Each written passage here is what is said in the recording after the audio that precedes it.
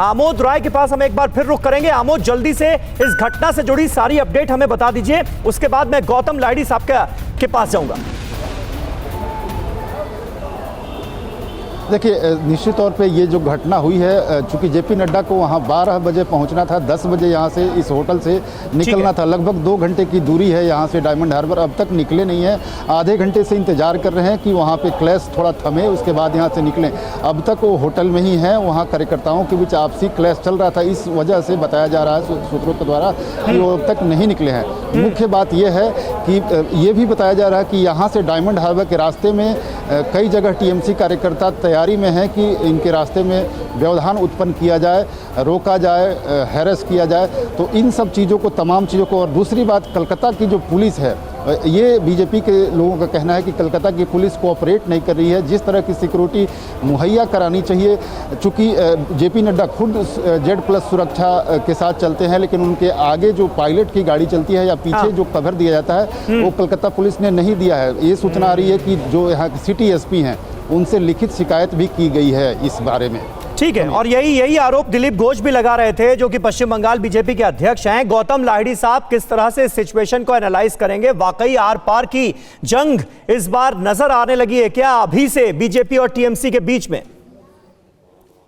एकदम सही बात आपने बताया समीर, क्योंकि जो लोकसभा, अभी विधानसभा चुनाव का काफी देर है, लेकिन फिर भी जैसे शुरू हो गया है, मुझे लग रहा है कि मैदान में सिर्फ 2 पार्टियों का दिखाई दे रहा है, एक टीएमसी, एक भाजपा। लेकिन जो हो रहा है मेरे ख्याल में लोकतंत्र में नहीं होना चाहिए। ये टीएमसी सरकार का छवि भी खराब करते हैं कि अगर कोई भारतीय जनता पार्टी का अध्यक्ष वहां जा रहा है, उसको अपना कार्यक्रम करना देना चाहिए। बाकी लोकतांत्रिक ढंग से वो बात कहेंगे, उसका जवाब वो दे सकता है। बात सही बात है, लेकिन ऐसे झड़प जो हो रहा है, ये होना नहीं चाहिए, शोभा नहीं देता है, लोकतंत्र के लिए सही नहीं है। मुझे पता नहीं है यहाँ से कि इसमें कौन दोषी है, क्या है, लेकिन घटना ये है कि इसमें लोग झड़प रहे हैं, उसमें क्लैश हो रहा है, लोग आहत भी हो रहा है।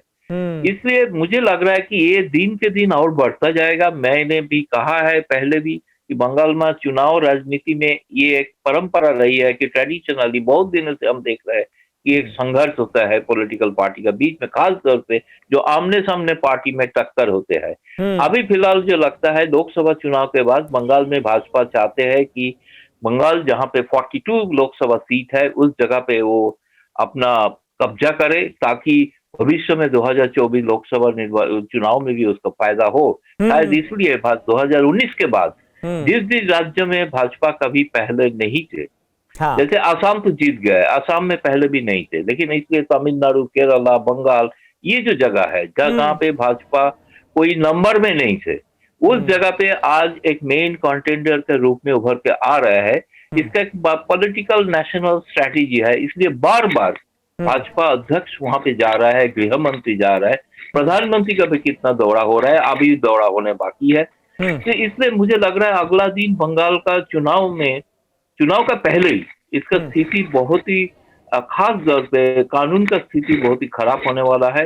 इसके लिए सबको सतर्क होना चाहिए। देखिए, चुनाव आयोग होते हुए भी कुछ नहीं होता है, उसमें भी संघर्ष होता है, संघर्ष हुआ है। हम लोकसभा चुनाव के दौरान आपका चैनल भी चर्चा किया है। बिल्कुल बिल्कुल। अर्जुन सिंह साहब हमारे साथ मौजूद हैं। अर्जुन सिंह साहब, ये बताइए स्ट्रैटेजी क्या बनती हुई नजर आ रही है, क्योंकि हम देख रहे हैं नेताओं के बयान जो हैं वो बहुत तीखे होते जा रहे हैं दिन ब दिन। पोलराइजेशन की तैयारी है, उसका आप लोगों को फायदा होगा ये नजर आता है, या फिर जो ममता बनर्जी सरकार की पॉलिसीज रही उस पर पूरी तरह से घेरने का इरादा है? ममता बनर्जी की सरकार के खिलाफ आपको सबसे बड़ा मुद्दा क्या नजर आ रहा है बंगाल में?